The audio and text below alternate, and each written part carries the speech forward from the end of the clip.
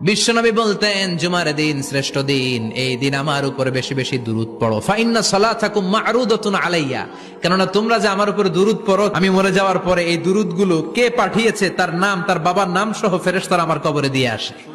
সাহাবারা বললেন, ইয়া রাসূলুল্লাহ কাইফা সালাতুনা মা'রুদাতুন আলাইক, আপনি মরে যাওয়ার পরে আমাদের দুরূদ কেমন করে আপনি দেখবেন? ওয়াকাদ আরিমতা, আপনি তো পচে গলে মাটির সাথে মিশে যাবেন। বিশ্বনবী বলেন, ইন্নাল্লাহা হাররামা আলাল আরদি আন তাকুলা আজসাদাল আম্বিয়া, নবীদের লাশকে খেয়ে ফেলা, নবীদের লাশকে পচিয়ে ফেলা জমিনের সব মাটির জন্য আল্লাহ হারাম করে দিয়েছে। নবীদের লাশ পচে না, নবীদের লাশ গলে না।